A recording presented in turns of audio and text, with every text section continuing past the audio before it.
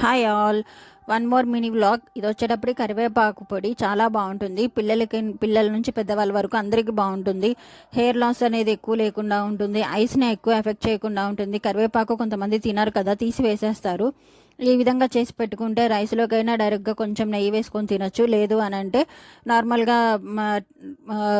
ఏవైనా కర్రీస్లోకి కూడా వేసేసుకోవచ్చు. ఇందులోకి వచ్చేటప్పటికి మెయిన్గా ఏంటంటే కొంచెం పప్పులు వేసుకోవాలి. కందిపప్పు, మినప్పప్పు వేసుకున్నాను అంతే. కరివేపాకు బాగా ఎక్కువ తీసుకొని ఫ్రై చేసుకోవాలి. నెక్స్ట్ ధనియాలు, జీలకర్ర, ఎండుమిర్చి. నెక్స్ట్ ఇక్కడ ఏంటంటే నేను నువ్వులు యాడ్ చేశాను. కొంచెం ఎక్కువగా నువ్వులు యాడ్ చేసుకోవాలి. దానివల్ల ఏంటంటే నువ్వుల్లో ఉన్న ఫ్లేవర్ అనేది బాగా వస్తుంది.